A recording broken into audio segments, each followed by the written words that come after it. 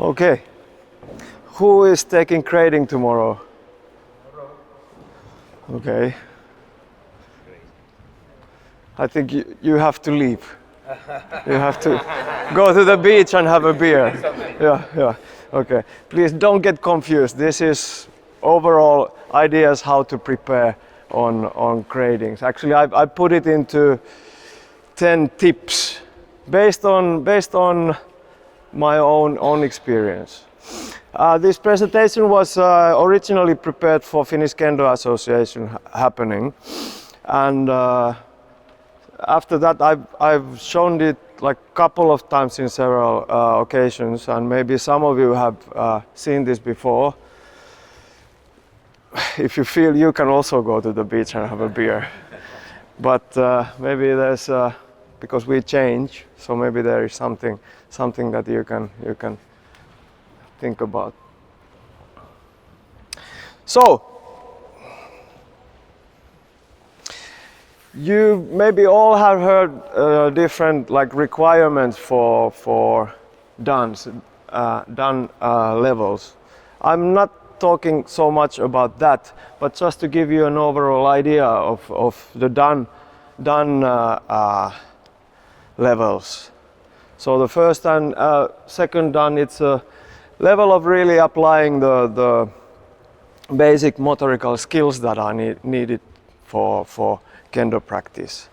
And then when you proceed, it's basically we are doing all the same things up from Shodan to Hachidan, but always a little bit better. So it's a kind of like a process. So Sandan, Yondan is a level of good skills already. And then Godan, Rokudan, it's a level of understanding. There is, for example, the Seme practice that we did today. The Seme is visible already, very clearly. Then when we move to Rokudan, Nanadan, it's like a combination of both the technique and theory. There is deeper understanding. And the final Hachidan, this all should come together. Jiri Ichi. This is like in principle the process and progressing in while you're walking on the Kendo's path. Okay. Just one more thing. You hear many kinds of, like when you ask senseis what is necessary, you will hear lots of different kinds of explanation and what is needed. Don't get too confused. It's a combination of all the things. So, tip number 1, you should be clear with your goals. What do you want to achieve? The thing is that time is limited and time is running. And many times people are postponing their gradings because they think that they are not ready. It's maybe not so crucial if you are young and Shodan that say that, okay, I will take Nidan next year, not this year. But if you push things forward, they will, all the line will go forward. And when you are 50, and if you have pushed things forward for a couple of years, it can make all the difference. And if you're 55 instead of 53, that's even a bigger difference. So my advice is that whenever you are up with the time limit, and if you have practiced, please go. That you will get feedback. If you don't succeed, you get feedback that, oh, okay, I need to practice more. But don't push your goals further, okay? It needs some, you need to be brave, because there's always a chance that you might not succeed. But we are not perfect, anybody, so it's not a problem, okay? So once you have decided, please stick with your decision, okay? Then, after you have decided that, okay, I will take my test on that day, on that month, and on that location, please make a plan. How will you prepare? Because if you fail to plan, you plan to fail. And how to prepare, it's up to you. But a good thing is, at least what has worked for me, is to visualize the time that I have in my use before the grading. This is, well, it's a bit exposed, but this is my calendar for the last 3 months before preparing for Hachidan test. So there's box for each day, and then marks what I have done on each day. For example, the blue one is Kendo, either Asageiko or evening Keiko. Then the red one is something else, like running or doing something else. Then there is rest days, seminars, and this is the D-Day. Okay, so this, for example, helps you to realize how much time you have in your use. It can be something else. We are different, so whatever works for you, please plan. Okay. Then this is the secret of how to pass gradings. If you practice, there's a chance that you might pass a grading. Works in not only in Kendo, but in everything. If you invest your time on something, it will grow. It will be bigger. Whatever skill, or if you learn a new language or whatever. So if you practice regularly, there's higher chance to pass a grading. Most important thing. We cannot survive alone because we don't have all the knowledge in us. We need help, and we need good teachers. This is Iwatate Saburo Sensei, Hachidan Hanshi, one of the most respected teachers in Japan nowadays. He's 83 now. I still can't hit him. It's impossible. Very good teacher with this big heart, kind of like a role model of Kendo. And whenever, for example, when Mikko and we go to Japan, we always head to this dojo, small dojo in Chiba. But it's not only the people inside the dojo, but it's also outside. So this is my partner Maretta. I would say that she's the sharpest pen of the family. Very, very clever, and has helped me a lot. She is also a life coach and lots of background on education. So it's necessary that you surround yourself with good teachers. Then build up a team. Your team is basically, we all have our team because we are practicing not alone, but in a club. So the club members are part of your team, and it's a common effort to go to a grading. The whole society, your team is on your backside, pushing you forward. Please remember that you are not alone. These are just some people from Kiken Taichi Kendo Club. We practice, there's many other members here, but these are the guys who practice Thursday mornings, Asageiko. And we usually take videos and analyze and that kind of stuff. And this is the picture that they sent me on a morning of Hachidan Shinsa, that gambatte.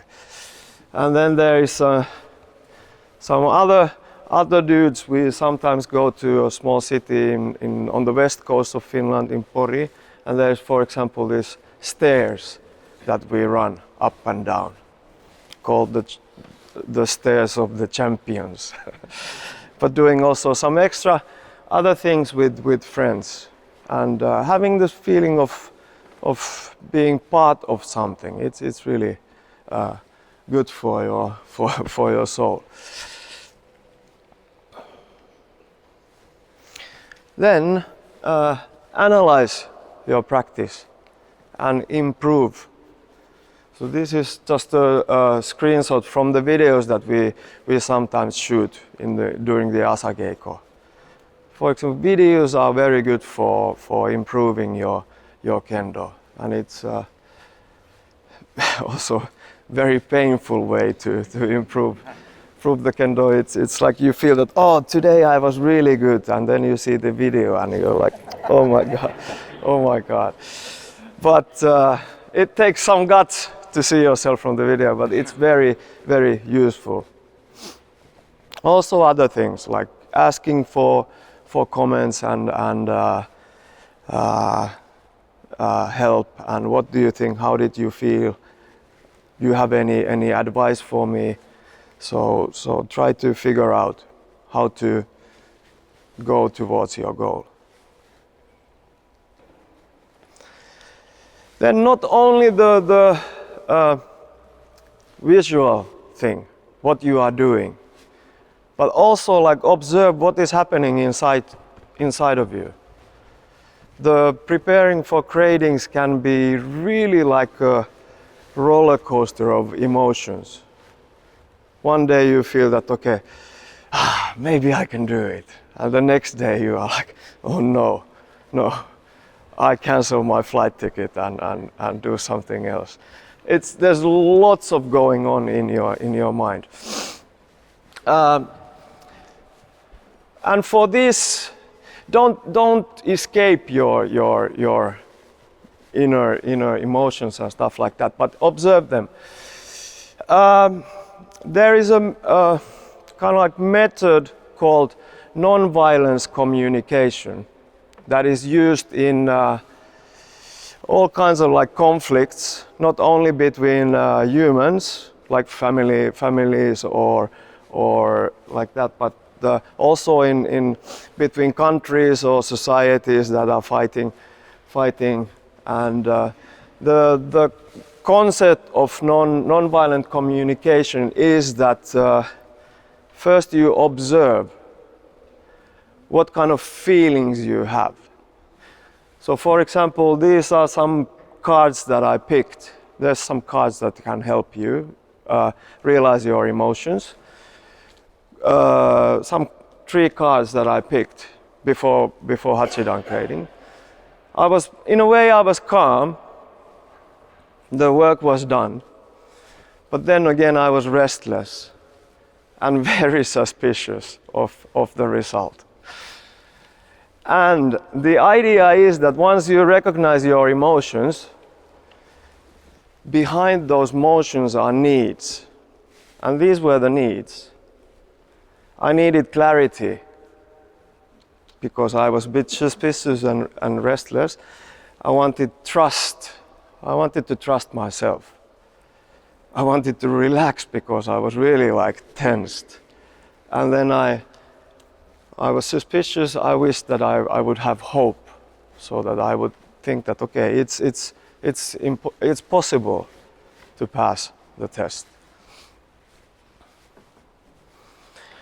And once you like figure out the needs that you have, then you can make requests or plans. Like that if you feel that you are like puzzled, you want clarity, then you try to figure out what to do to get into a point where you feel clear and calm and there's clarity in your life. I can't give you the answer. It's up to you. You have to find it by yourself. Usually for me it works that I make small tasks that bring me clarity. I write down my thoughts and feelings and emotions, but anything can work. It's up to you. But just to give you an idea how to deal with the big emotions that might be involved with the grading process.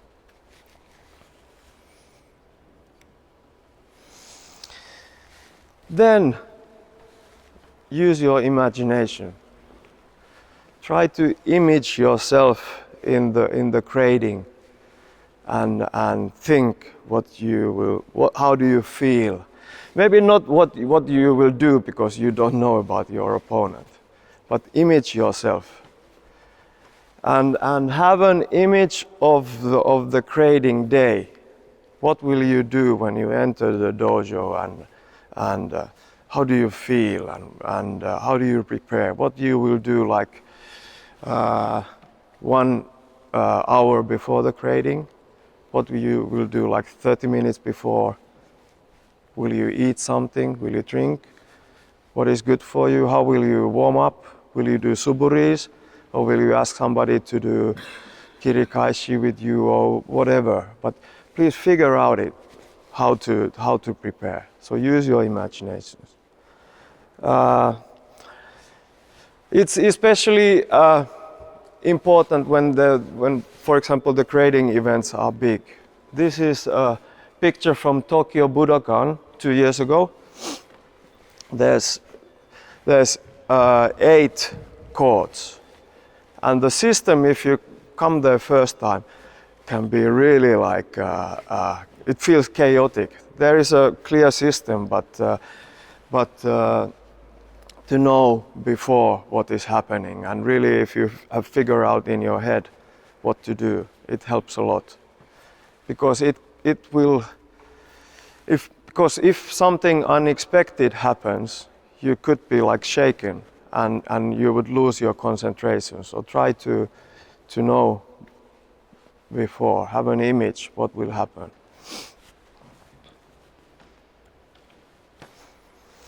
Then during the preparation for the grading, please focus on the process. You have made a plan, so try to focus on that process, because the process itself creates focus, and it's a kind of like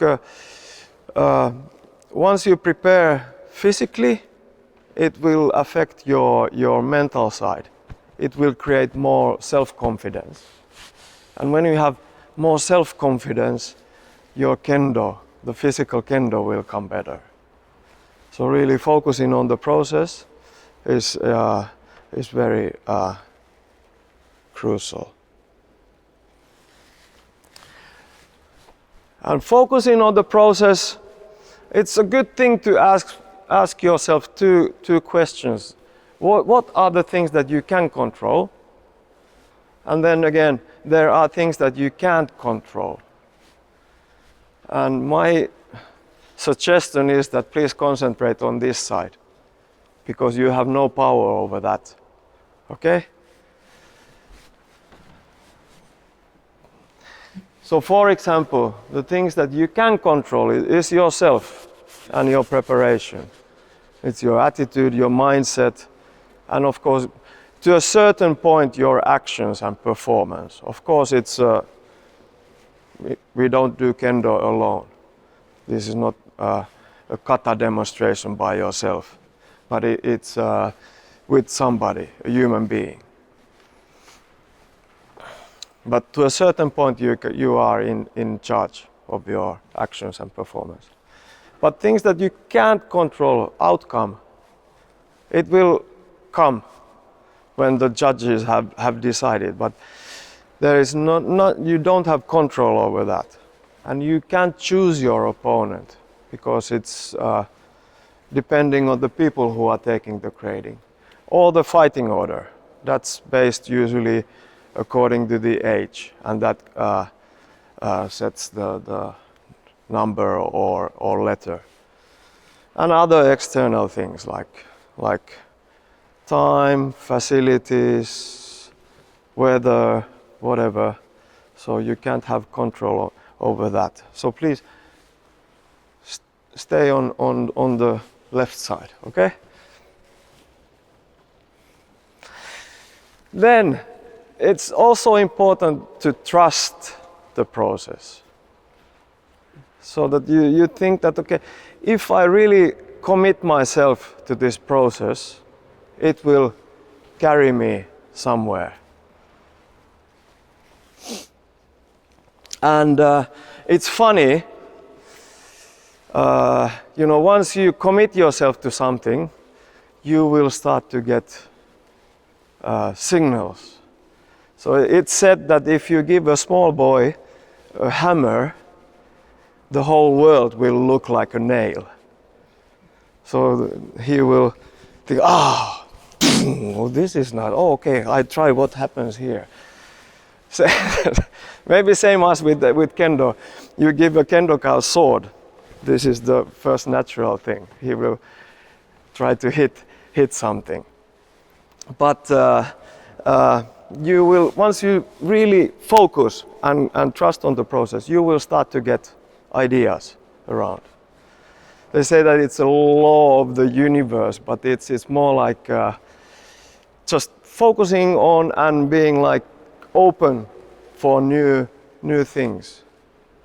You are searching for something, and then you start to make like something will be revealed to you, and it can be anything. I was once on a very long flight, and I just out of something I decided to watch a movie.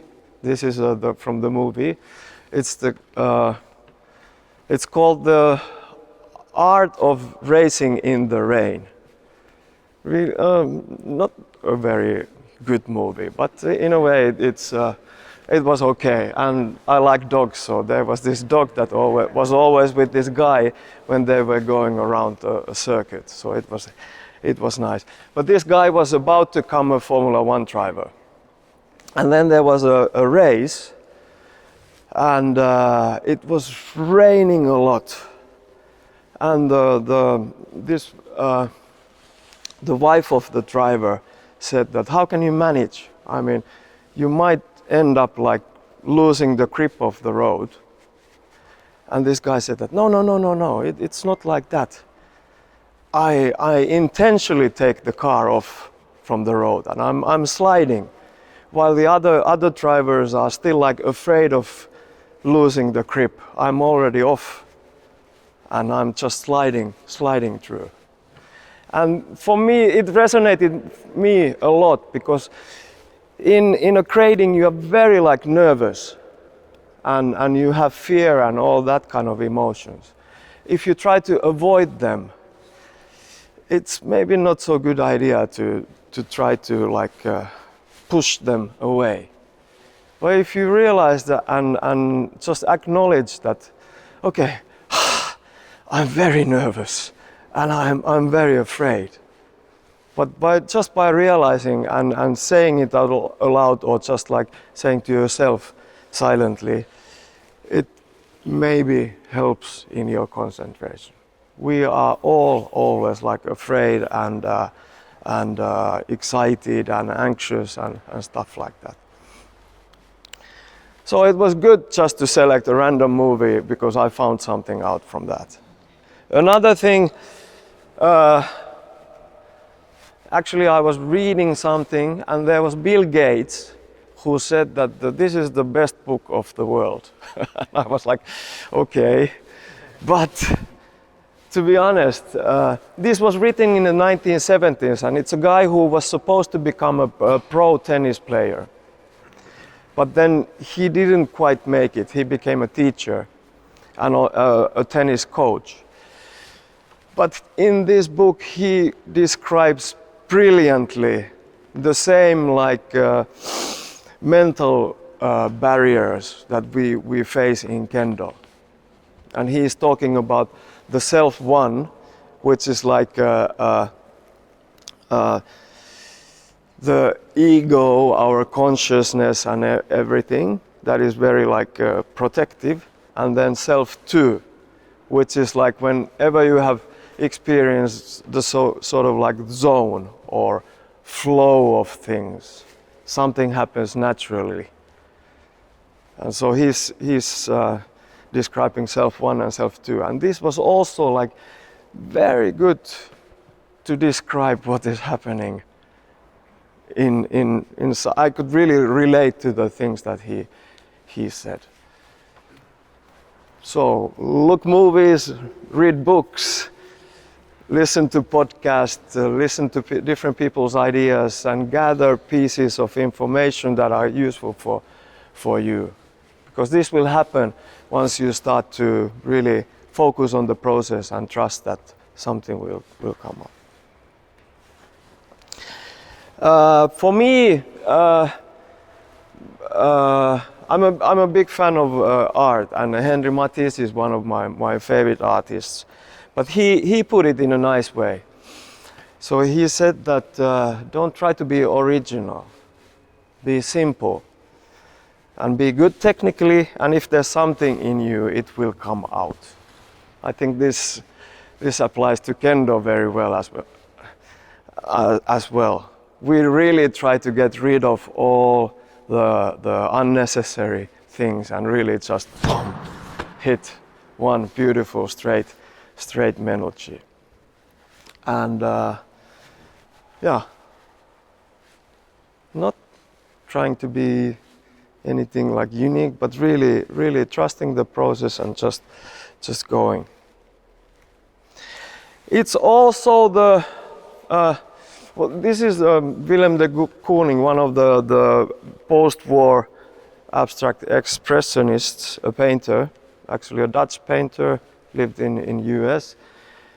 He said that he is not so interested in like a successful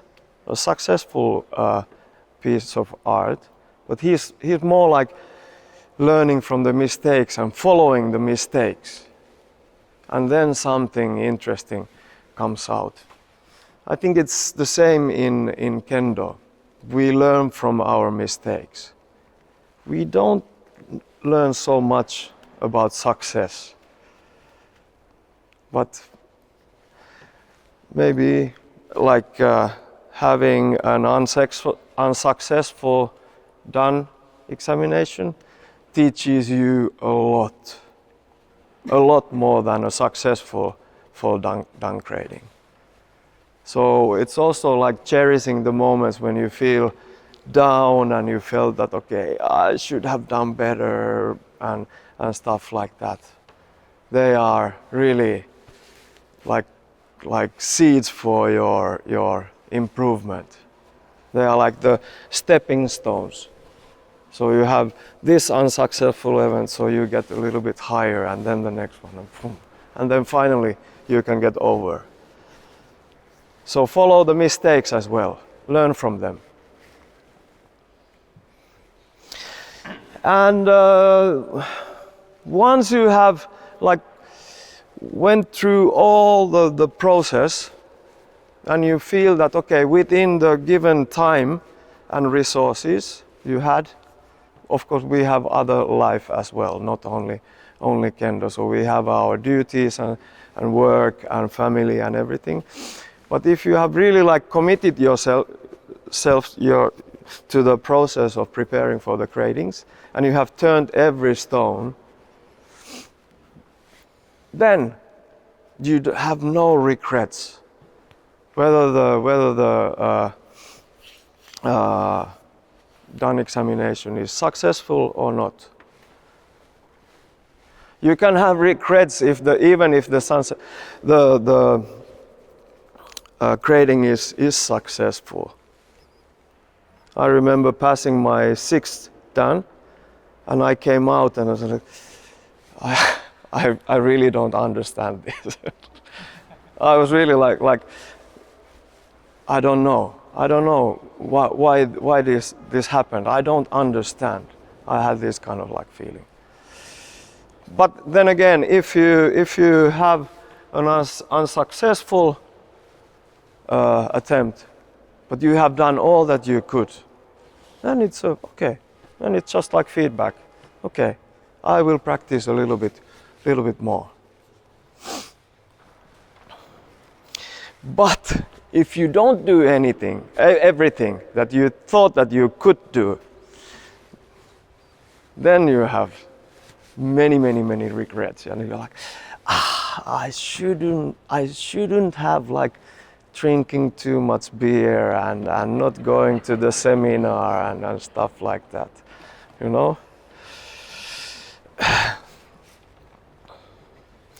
Okay, but then some final words, and after this we have a short time for question and answers, and then I would like also other non-Adam people to answer if you have some questions. So I have been speaking a lot, but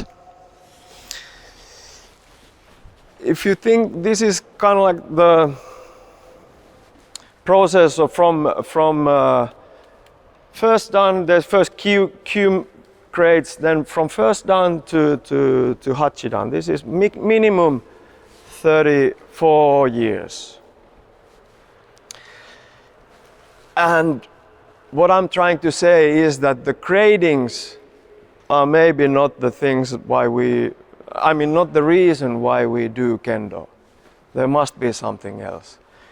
Because 34 years just aiming for passing Hachidan, I don't think it's not so interesting. There must be something more. Okay? Maybe it's the Kendo itself that is interesting. We all have our own ideas, but for me, I've always come back to a conclusion that I practice Kendo because I like it. not very deep, but this is it. And Iwatate sensei, you saw the picture. He put it this way, that the examinations are passing points, and there is really no end to Kendo training. That there is something more. That Kendo is aiming for your personal growth, and you should be like motivated by the improvement of yourself. Okay, this is a tenugi from this way, Iwatate sensei. This is his motto. It says Yama Yama Kumo. You know, Yama is mountain, and Kumo is a cloud. So this is the idea behind this motto is that you have a goal. It's the mountain, and you climb to that mountain. And once you have reached the summit, the peak, and you enjoy nice. Then you see the clouds moving, and you see even a bigger mountain on the horizon. And then you think, okay, I need to go there next. So this is the I like it. It's merciful. It's really like cruel, you know. There is no end for Kendo training. We are never ready. But once you accept it, you can really start to enjoy Kendo. So instead of thinking that what downgrading I want to pass, I think this is more interesting question. What kind of Kendo I want to do? Maybe you have a role model and an idol, or a person who is like a very good person and also makes very nice Kendo. You can say that I want to do the same kind of Kendo that he or she is doing. And then you can think that how can I follow my Kendo, and how can I push my Kendo to that direction. But it's necessary that you have some sort of idea where to go. Because if you don't know where to go, you are just drifting around. So try to figure out what is your aim.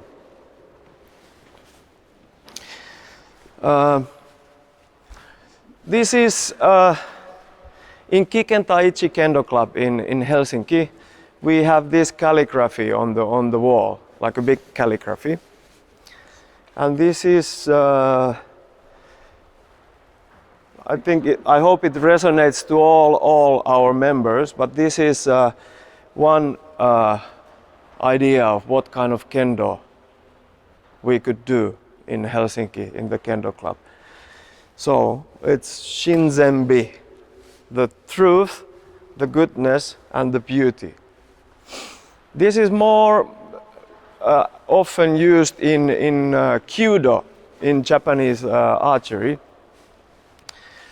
In that context, the truth means that you cannot, once you release the arrow, you can't take it back.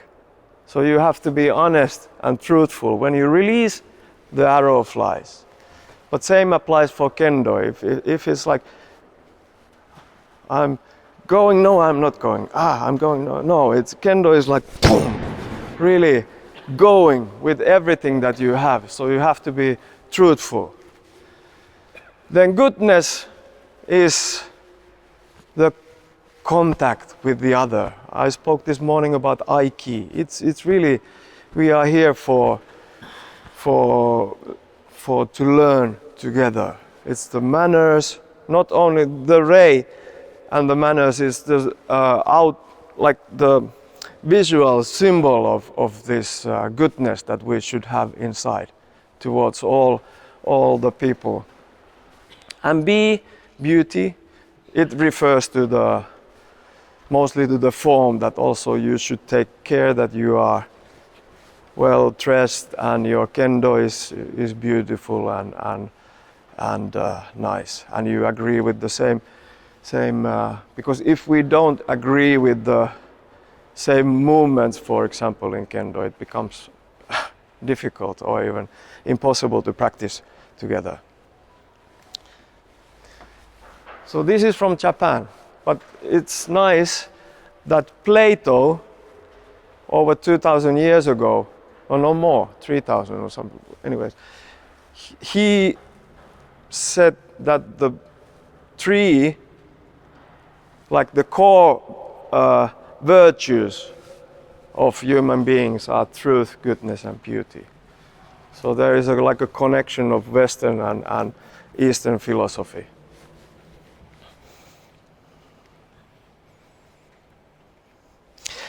And this is maybe some of the Japanese senseis that you have met have referred to fukaku and hinkaku. So fukaku is the style and character and personality, and hinkaku is the sort of like dignity.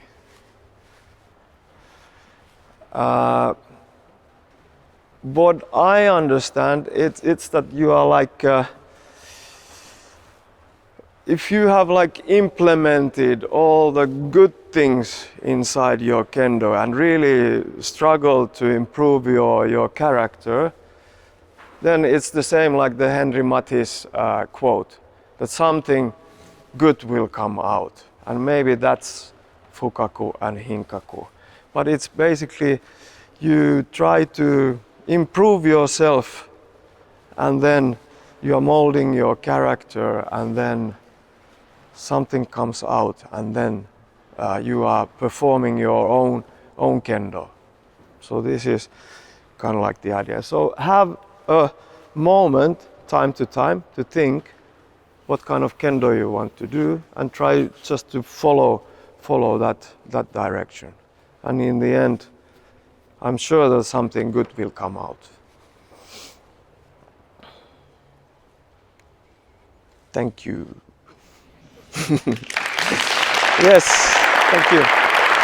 But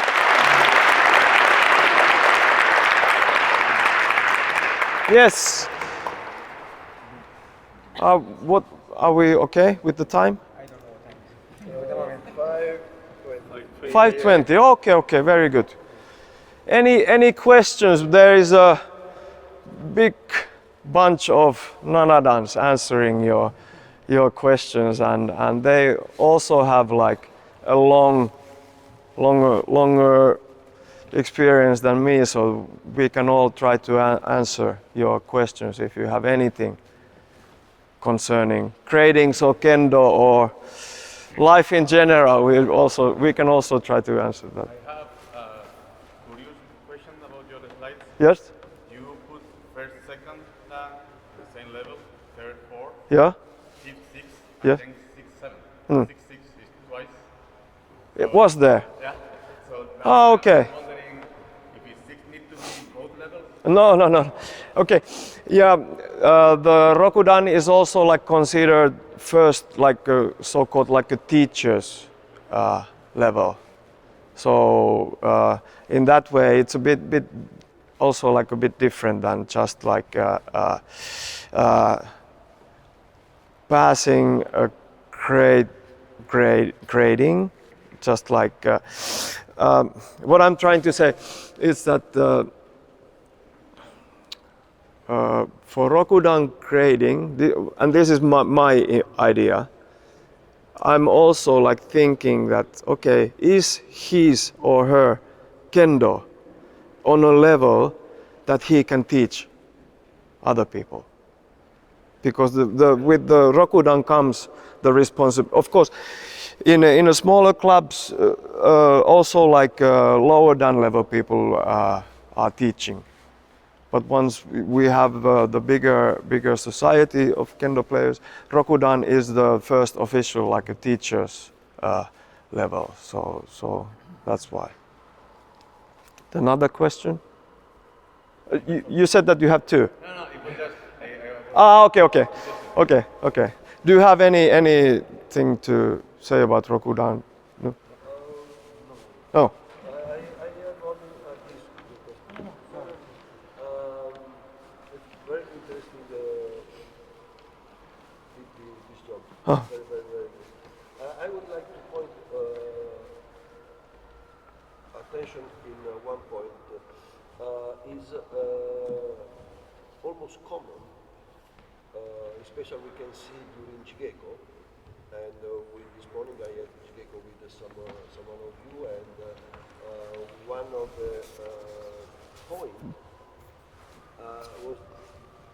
was that we are unable to accept our mistakes.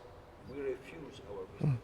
And in his explanation, he said one point is progress through our mistakes.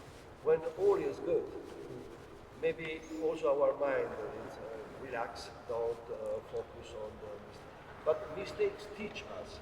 It's the only way that we can improve ourselves by ourselves. Other teaching come from outside. But mistakes is a way to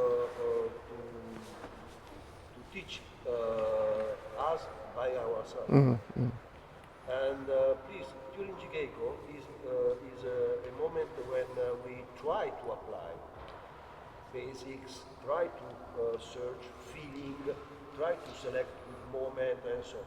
So this experience go through the mistakes is normal. If we refuse the mistakes, we cannot understand the process for progress. We must. So this point I found in Markus' explanation really important for almost of us. Almost of people under 6-5 dan is. I think this is one of the biggest problems because it's very difficult to pass this situation. Because we are not growing up. We are not grow up through our mistakes.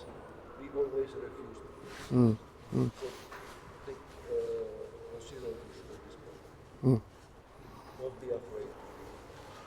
Go through and you can understand why. And you can correct yourself. Thank you. Yeah, very good point. So is this is a question that is not coming from me, but other people from my dojo Yes. have asked me this. And I have my own opinion, but I would like to hear your opinion on this. Especially when they haven't been successful at the grading. They go to the panel and they ask feedback. And sometimes they get very different opinions. Yes, yes. So that then it becomes very confusing for them because instead of one or two things, suddenly they're faced with very different reasons for that unsuccessful grading. So what do you think is because they get confused after that? What's your opinion on this situation? Yeah, this is a very good question. Honestly, if I'm in a panel, I would like to run and escape after the grading because I'm not sure if it's very fruitful to give like especially very specific advice, and then somebody else gives another one, and then you end up with a big pile of advice and what to do with that. I think looking yourself from the video and seeing the grading is maybe better solution. Of course, if you ask and if the senseis are ready to give advice, you can get it, but then again, you must know that there is really the risk that you will be very puzzled. And I don't have a solution for this. Okay, sometimes yes, sometimes it's good, sometimes good. But please, Mikko. So my suggestion is that if you're going with your club or if there's someone who knows the background to look the cake, and then it's much more fruitful to give a feedback a person where you know where it's coming from and what kind of practice and idea and what one can take as feedback. So like you just said, to pile huge amount of information after the failure is not, you are pushed down by the burden. No. So to get the feedback is important, but how also the preparation for examination for you have to make clear the targets as a teacher, so the people are already knowing what they are looking for and what they are practicing for. So they are more able to handle the situation because they probably then know themselves more. These are Good, very good answer. Yes. Yeah. Don't talk about this side of we are talking for the people who try to examine. But I was in panel for a long time, for many times, and the problem is I can give some advice, but only for the people that I know. Because I see 1 month ago, 2 months ago, of course my dojo member, but outside of my dojo member, other member here, I know many of you. So I saw you 1 month ago, last year. So I saw your progress, and so maybe it's more easy to give good advice. But many people I don't know. So only advice I can say, your kama is no good or something like this. But it's very not is nebulous. No? It's not so clear. So as Mikko said, if you have some friends, some people who know you, it's better to ask him, looking your video or best on the real moment, because video is one, but real moment you can feel also the feeling of the situation that can change the result of the examination.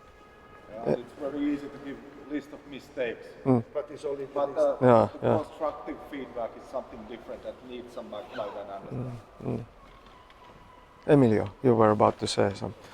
Yes, just to add a little bit on top of what Lorenzo has said. So when we are in the panel, we are watching you. And then the examination lasts some time, half an hour, maybe 1 hour. In Japan, every 50 minutes or 1 hour they stop. They have a break and then they come back again and so on and so on. Can you imagine? We are concentrated of so many people who make the examination. We cannot, or personally, I cannot remember one person that maybe I never met before. And then this person with very kindly come to ask me, what do you think about my examination? I cannot remember. But of course I focus a little bit more, not because I know, maybe it's my student or maybe they are friends. I recognize them. But if I am just very neutral, fully neutral, I don't remember who is who. And then of course it's difficult. So for me personally, as Markus has said, I would like to escape after the examination is done because I feel very confused to say to someone, let me think. I cannot think anymore. Yes, I could think if I can take a little notes at the same time the examination, but this is no good also for the jury member because in this you are not anymore focused. Yeah. You have to remember. Yeah. It's extremely difficult. So personally, for my student, I said, whatever, you pass. If you pass, let's make the check in the dojo we discuss between ourselves. Because anyhow, some of us, we can check what we have done. And if you fail, when you fail something, the first person who has to know why you have failed is yourself. And not to say to another one the responsibility to say, tell me what I didn't do correct. You should know a little bit why you didn't succeed. And there is reason why you didn't succeed. Okay? So then don't forget, there is a 6 person in the panel for up to 4 dan to Hachidan in the first round at least. And then you can have a 3 votes yes and 3 votes no. So then mean a little details can go in the line, up to the line, under the line. So sometimes it's really nothing. Maybe confidence, maybe timing for the opportunity, maybe little details. I know this one you have to know by yourself. I could have do better. And then of course it's your responsibility with your teacher and with your friend in your dojo. Thank you. Thank you. Don't be sure that if you don't pass because 3 and 3, next time need 4 and 3. Maybe next time is 1, 5, no. So, Yeah. because judgment is in the moment. Yes. Of course, we have work for progress, so, but you must show in that moment that day. Yeah. Yes. World is not fair. More questions?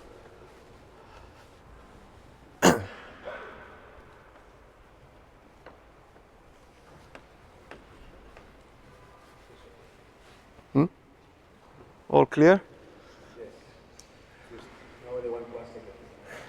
Fred.